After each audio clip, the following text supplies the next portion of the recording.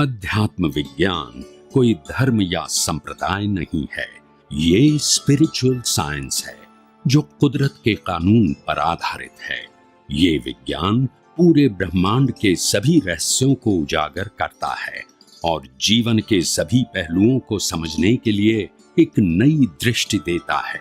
इसी को art of vision कहते हैं, दुनिया को देखने की एक नई दृष्टि, जो अध्यात्म विज्ञानी परम पूज्य स्वामी श्री कमलेशानंद जी के निर्देशन में सनातन सत्य का अनुसंधान कर हमारे जीवन को प्रकाशित करे।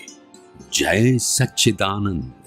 पहली वस्तु है कि આ દુનિયામાં 84 લાખ યોનિ છે। શું છે? છે। પણ 84 લાખ યોનિમાં જન્મ લેવો જરૂરી નથી। શું કીધું? 84 લાખ યોનિમાં જન્મ લેવો છે પણ જરૂરી નથી। કઈ રીતનો ક્રમ છે સમજાઈ દો। કોઈ પણ મનુષ્ય થાય એ પહેલા એકેન્દ્રિયથી પંચેન્દ્રિય જીવની પ્રોસેસ છે। સમજાય છે? એકેન્દ્રિયથી નથી સાંભળ્યું? થોડું વિગતથી સમજો। આજે ફર્સ્ટ ટાઈમ વિગતથી સમજો ના। આ તો લો ઓફ ઇવોલ્યુશન છે। લો ઓફ રિલિજન નથી, લો ઓફ ઇવોલ્યુશન। એ સાયન્સમાં પણ ભણવામાં આવે। ઉત્ક્રાંતિવાદનો સિદ્ધાંત એનું નામ લો ઓફ ઇવોલ્યુશન ને એની વાત કરું છું। હું કોઈ ચમત્કારિક વાત નથી કરતો કે કેન્દ્રિયમાંથી 2 ઇન્દ્રિય થયો, 2 માંથી 3 થયો, 3 માંથી 4 ઇન્દ્રિય આવ્યો, 4 માંથી 5 ઇન્દ્રિય આવ્યો। ખ્યાલ આવ્યો? લો ઓફ ઇવોલ્યુશન ઉત્ક્રાંતિવાદનો સિદ્ધાંત। યસ, ડાર્વિને તો રિસર્ચ કર્યું છે કુદરતનો, એને અનુભવ કરીને એક્સપ્લેન કર્યું છે। They are no creator of the principle. એ બનાવનારો નથી, એને અનુભવ કર્યો, એ એક્સપ્લેન કર્યો। આ દુનિયામાં કોઈ પણ સાયન્ટિસ્ટ સાયન્સ બનાવી ના શકે, સાયન્સ અનુભવી શકે અને એક્સપ્લેન કરે, પણ ક્રિએટ એના લો ઓફ ગ્રેવિટી એ સિદ્ધાંત બનાવાય નહીં પણ અનુભવી શકાય। ગુરુત્વાકર્ષણનો સિદ્ધાંત। Yes, it is a natural law, and the person they realize it and explain that way, but not created. Science ને ક્રિએટ ના કરી શકાય, સાયન્સ ને અનુભવી શકાય। ઓકે, હવે એકેન્દ્રિયથી પંચેન્દ્રિય, એની અંદર એકેન્દ્રિયથી 2 ઇન્દ્રિયોમાં આવતા કેટલી વખત એકેન્દ્રિયમાં જન્મ લેવો પડે, 2 માંથી 3 ઇન્દ્રિયમાં આવતા કેટલી વખત 2 ઇન્દ્રિયમાં જન્મ લેવો પડે, 3 માંથી 4 માં જતા 3 ઇન્દ્રિયમાં કેટલી વખત જન્મ લેવો પડે, નો ફિક્સ અમાઉન્ટ।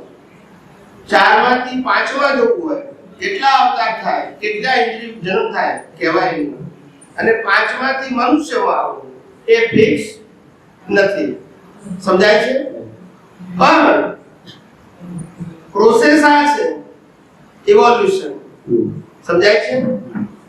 એકેન્દ્રિયથી પંચેન્દ્રિયનું જે લાઈફ છે એ 4 પ્રકારની સંજ્ઞા છે।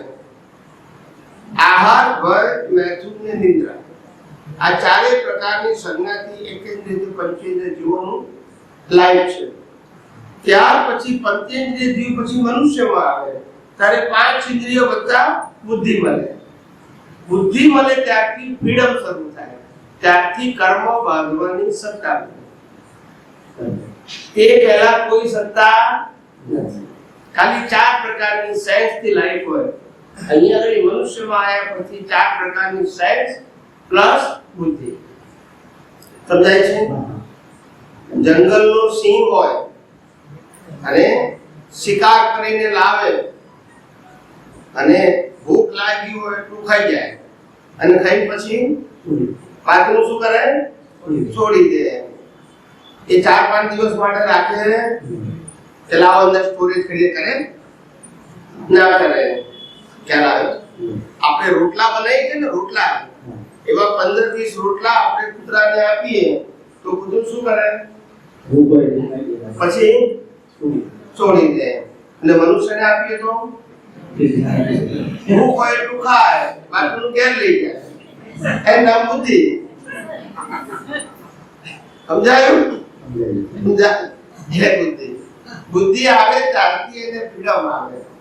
They have a right to create a new cause with rag and with maliki bhav and karta, ownership and doership.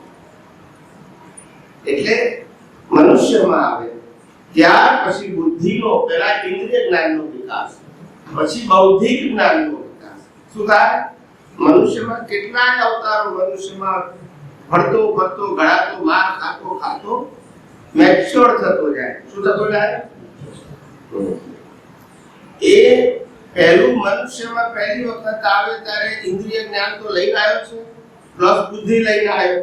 એટલે જે વસ્તુ જોવે અને ગમે એટલે કે આ વસ્તુ જોઈએ, આ વસ્તુ જોઈએ, અને ના ગમે એ વસ્તુ કરે કે ના જોઈએ. પણ ત્યારથી રાગ દ્વેષ કરવાની શરૂઆત કરી. આ રાગ દ્વેષથી કર્મ બંધાવવા માંડે. શું બંધાવવા માંડે? ને કર્મથી જન્મ મરણના ચક્કર ચાલુ થઈ ગયા. સમજી ગયા? હવે માર ખાતા ખાતા ખાતા આમાં સુખ છે, આમાં સુખ નથી, આમાં સુખ છે, આમાં સુખ નથી, એવું માનતા માનતા એક દિવસ કેટલાય અવતારો પછી જેમાં જેમાં સુખ માન્યું હતું એ બધું એક જ અવતારમાં મળી ગયું. શું મળ્યું? રાજપાટ, વૈભવ, લક્ષ્મી, પરિવાર, ખ્યાલ, નોકર, ચાકર બધું મળી ગયું.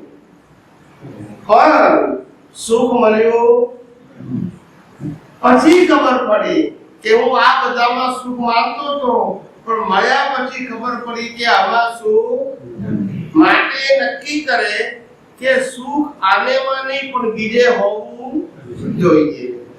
ત્યાર પછી નક્કી કરે, પોતે ભાવ કરે છે બટ નેચરલ એઝ અ બુદ્ધિશાળી કે આ આના સિવાય સુખ શામાં છે એવું મારે જાણવું છે, સમજવું છે, માટે મને એવા અનુભવી જ્ઞાની પ્રાપ્ત થાવ. આવો ઇનડાયરેક્ટલી ભાવ કરે છે. કોણ છે ખબર?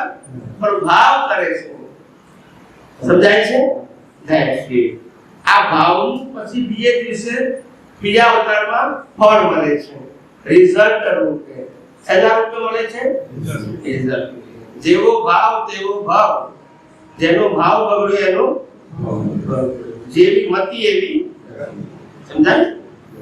એટલે આવી રીતે એટલે બધામાં સુખ માને છે, એ બધું મળે છે ટુકડે ટુકડે, એટલે સુખની કલ્પના બાકી રહે છે કે ના અમારી પણ અમાર સુખ હશે, અમારી પણ અમાર સુખ હશે. પણ જ્યારે બધી વસ્તુ સુખવાળી મળી જાય પછી ખબર પડે કે આ બધી વસ્તુ રાજપાટ, વૈભવ, લક્ષ્મી, નોકર ચાકર, પત્ની, બાળકો બધું જ છે, ખાવ કોઈ તકલીફ નથી, પણ સુખ ક્યાં છે? નથી ઊંઘ આવતી, બોલતા નથી, જ્યારે આવ્યો કે નહીં, નથી કોઈ માનતું ઘરમાં, બોલતા નથી. સમજાવ્યું કે નહીં? રાજા મહારાજાઓના ઘરોમાં તો કેવા વ્યવહાર હોય? બે જણના મોઢા ચડેલા હોય, બે જણના ઉતરેલા હોય, પણ કહેવાય નહીં. શું કરે? કરે હું ખ્યાલ આવે. અને સારું સારું ખાવાનું તો હોય, પણ પચવું જોઈએ ને, બોલતા નથી.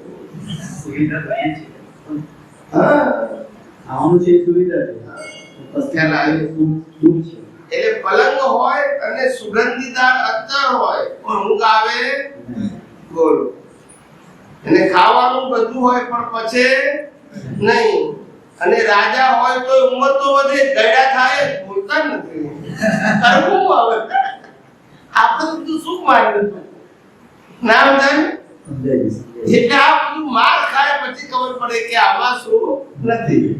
પછી ભાવ કરે કે જેમાં સુખ હોય એવા અનુભવી જ્ઞાની મને મળો. એટલે પછી આ બીજનો પાછો બીજા અવતારમાં ફળ આવે ત્યારે અનુભવી મળે. ત્યાર પછી એને સાચી દ્રષ્ટિ આપે. સુખ એ તો આત્માનો જ સ્વભાવ છે. આ જગતમાં સુખ દુઃખ જેવી વસ્તુ જ નથી. શું નથી? સુખે નથી અને દુઃખે નથી. સુખ દુઃખ એ મનુષ્યએ ઊભી કરેલી કલ્પના છે. શું છે? ઊભી કરેલી. કેવી છે? કેટલાક કે છે ભણવામાં સુખ છે અને કેટલાક કે છે ભણવાથી કોનો ઉદ્ધાર થયો છે. બોલતા નથી. બંનેની માન્યતા જુદી છે ને. એક કે છે પરણવામાં સુખ છે, બીજા શું કે છે? બોલો, માન્યતા છે ને. એક કે છે સારું સારું ખાવામાં સુખ છે, બીજો કે છે ઉપવાસ કરવામાં સુખ છે. બોલતા નથી. એક કે છે સરસ સરસ ડિઝાઇન વાળા ડ્રેસ પહેરવામાં સુખ છે, એક કે છે દિગંબર ફરવામાં સુખ છે. હવે હાચું છોડે કે નથી? ખ્યાલ આવ્યો? એક કે છે અમે છોકરા નથી એટલે દુખી છીએ, બીજો કે છે એટલે દુખી છીએ. હવે હાચું કોણ? બોલતા નથી. સુખ દુઃખ એ હકીકત છે કે માન્યતા છે? મંદિરની બહાર કોઈ ભિખારી ઉભો હોય અને મોટો તહેવાર હોય, દિવાળી કે બેસતું વર્ષ, અને ભીખ માંગતો હોય બિચારો, અને એને આપણે 10 રૂપિયાની નોટ આપીએ તો એને સુખ લાગે કે દુઃખ? સુખ લાગે. એ જ મંદિરની બહાર કોઈ રેન્જ રોવર ગાડી લઈને આવે 1 કરોડ રૂપિયાની, એ પાર્ક કરીને ફેમિલી સાથે દર્શન કરવા જાય અને બહાર નીકળીએ ત્યારે આપણે એને 10 રૂપિયા આપીએ તો સુખ લાગે કે દુઃખ? બોલો, એકને સુખ ને એકને દુઃખ. આ નોટની કમાલ છે કે માન્યતાની? બોલો ને. તો સુખ દુઃખ હકીકત છે કે બિલીફ છે? ખ્યાલ આવ્યો કે નહીં? એટલે આ જગતમાં સુખ દુઃખ જેવી વસ્તુ નથી, પણ આ જગતમાં કર્મના હિસાબ બધાને ફરજિયાત છે. હિસાબ છે. સુખ દુઃખ એ તમારા ટાઇટલ છે. સુખ દુઃખ નથી, એ મનુષ્ય આપેલા ટાઇટલ છે. કુદરત કહે છે હું તો તમારા એક્ઝામનું રિઝલ્ટ આપું છું. ટાઇટલ જે આપવું હોય આપો. શું કીધું? ટાઇટલ એ તમારો વ્યૂ પોઈન્ટ છે, મારો વ્યૂ પોઈન્ટ હું તો એક્ઝામનું શું આપું છું? 100 માર્કની એક્ઝામ હોય એમાંથી આપણે 25 માર્કનું લખીએ તો ટીચર કેટલા માર્ક આપે? 25 આપે. પણ વિદ્યાર્થી શું કે મને ટીચરે ફેલ કર્યો કે રિઝલ્ટ આપ્યું? બોલતા નથી. તો કુદરત રિઝલ્ટ આપે છે કે પાપ પુણ્ય આપે છે? સુખ દુઃખ એ તો આપણું ટાઇટલ છે. કોઈ સિક્યુરિટી ગાર્ડ હોય આપણો ને બચારો ઘરની બહાર સૂતો હોય અને જાન્યુઆરીનો મહિનો હોય ઠંડીનો, ને આપણે કહીએ કે હવે ગેટની તો અંદર સુઈ જશે તો એને સુખ લાગે કે દુઃખ? તો સુખ લાગે. અને આપણા ઘરમાં કોઈ બેડરૂમમાં ઊંઘતો હોય એને કહીએ ગેટ પાસે સુઈ જાય તો? બોલો, એકને સુખ ને એક? આ હકીકત છે કે બિલીફ છે? સમજાય કે નહીં? સુખ દુઃખ એ તમારી બિલીફ છે, પણ કર્મનો હિસાબ પૂરો કરવો એ કમ્પલસરી છે. તમે રામ હોય, કૃષ્ણ હોય કે મહાવીર હોય, હિસાબ તો પૂરો કરવો પડશે. ટાઇટલ તમારે આપવા હોય તો આપો, ના આપવા હોય તો કઈ નહીં. ટાઇટલ સાથે કુદરતને રહેવા દેવા. ટાઇટલ તમે આપો છો, એ તમારી મરજી. ખ્યાલ આવ્યો? સમજી ગયા? પાકું કે કાચું? ના પાકું. 84 લાખ યોની તો છે, તો કુદરતી રચના છે. પણ 84 લાખ યોનીમાં ફરવું જરૂરી નથી, એ તો મેં કીધું. ના, પણ કયા સિદ્ધાંતના આધારે કઈ રીતે વિજ્ઞાન કામ કરે છે કે શું સિદ્ધાંત શું છે કે જેથી કરીને એ યોની સ્કીપ થઈ જાય? હા, એની સ્કીપ થાય ને એ સમજાય, એટલું સમજાય. કારણ કે સ્કીપ હું એમને પૂછ્યું નતું, પણ હવે સમજાય ગયું. હંમેશા એક ઇન્દ્રિયમાંથી 2 ઇન્દ્રિયમાં ક્યારે આવે? એક ઇન્દ્રિય વાળાને કુદરતી મનુષ્ય ભોગવે ત્યારે. કોણ ભોગવે? મનુષ્ય. કારણ કે મનુષ્ય પાસે ક્રેડિટ એન્ડ ડેબિટ છે, બીજા જીવો પાસે નથી. એટલે ધારો કે હું ફૂલ તોડું તો મને પાપ લાગે ને એને, પણ ફૂલ પોતે પુણ્ય કરી શકે, પણ મારી ક્રેડિટ મળે ને એનાથી એ શું થાય? અપગ્રેડ થાય. આ ભીંડા હું ખાઉં પછી એ શું થાય? અપગ્રેડ થાય. સમજાય છે? એકેન્દ્રિય જીવોને મનુષ્ય ભોગવે જે ક્રેડિટ વાળા છે એનાથી અપગ્રેડ થાય. એની મરજીથી એ પોતે પુરુષાર્થ ના કરી શકે. સમજાય છે? એટલે એકેન્દ્રિયથી પંચેન્દ્રિય અને ફર્સ્ટ ટાઈમ મનુષ્યમાં આવે છે એને બટ નેચરલ કહેવાય. શું કહેવાય? મનુષ્યમાં આયા પછી જે સેકન્ડ લાઈફ છે એ એનું ક્રિએશન છે. શું છે? ત્યાં સુધી કેવું છે? Law of evolution. સમજાયું? પહેલી વખત આવે ત્યાં સુધી લો ઓફ ઇવોલ્યુશન છે. ત્યાર પછી જેટલી ગતિઓમાં ફરે છે ચારે ગતિઓમાં એ કોઝ ઇફેક્ટ છે. સમજાય છે? એના માટે જવાબદાર છે, પણ ફર્સ્ટ ટાઈમે જવાબદાર નથી. સમજાયું? સમજાયું પ્રભુ? ના પણ હજુ એક પ્રશ્ન તો રહ્યો. માનો કે તમે કીધું કે સપોઝ હું ભૂલ તોડતો જ નથી, બરાબર, મારી સામે ભૂલ છે, તો એનો એવું કયું કર્મ કે એને મારી ક્રેડિટ ના મળી? કશું નહીં. હા, એને કોઈ લેવા દેવા નહીં, એની પાસે કોઈ ફ્રીડમ નહીં. હા, એટલા માટે જ ને. તો ભાઈ એડીયુની તો પછી ક્યારે બતાશે કે હું શું કહું છું, એને એકેન્દ્રિયમાં એક અવતારે થાય કે લાખ અવતારે થાય, નોટ ડિસાઇડેડ. હું એ જ કહું છું કે કોકને એકેન્દ્રિયમાં લાખ અવતાર સુધી રહેવું પડે ને કોકને ન રહેવું પડે, એ શાના આધારે નક્કી કર્યું? એનું કોઈ ઓથેન્ટિક રીઝન નથી. અચ્છા, શું નથી? ઓથેન્ટિક. એટલા માટે તેનો લો ઓફ ઇવોલ્યુશન કીધું. કુદરતનો ક્રમ એમાં પછી તમે શું કહેશો? કુદરતના ક્રમમાં તમારી ઇન્ડિવિડ્યુઆલિટી કામ કરતી નથી. એટલે જે એકેન્દ્રિયથી પંચેન્દ્રિય છે એમાં તમારી ફ્રીડમ ચોઈસ નથી. મનુષ્યમાં આયા ફર્સ્ટ ટાઈમ પછી છે, પછી લો ઓફ ઇવોલ્યુશન નથી. પછી now you are responsible for all the four ગતિસ. પછી કોઝ એન્ડ ઇફેક્ટ લાગુ પડે. પછી લાગે કેરા લો ઓફ ઇવોલ્યુશન કુદરતનો કાનૂન છે. હવે કોઈ બીજું કોઈ ઓથેન્ટિક જ નથી તો હું રેન્ડમ કેવી રીતે જવાબ આપી શકું? there is no any authentic science. Okay? અને થોડી વાર પહેલા આપણે જે વાત કરી સમ્યક જ્ઞાન અને સમ્યક દર્શન, તો શુદ્ધ જ્ઞાન અને શુદ્ધ દર્શન એ બે વચ્ચે કેટલો અંતર? કે સમ્યક જ્ઞાન એ પ્રોસેસ ટુ રીચ ધ શુદ્ધ. અચ્છા, એ ડેસ્ટિનેશન છે. બરાબર. Pure is a destination. અને સમ્યક to erase the wrong belief as a relative truth. That's it. Erase. It's an upgradation. It's a development. And one day you reach the pure. Once you reach the pure, there is no push. અને goal આપણે It's an ultimate. Goal આપણે પ્યોરનો રાખવાનો છે અને Yes. સાધન તરીકે ઉપયોગ Yes. સમ્યક દર્શનનું કરવાનું. ગોલ રાખવાનું, ડોક્ટર થવાનું, શરૂઆત કરવાની બાળ મંદિરથી.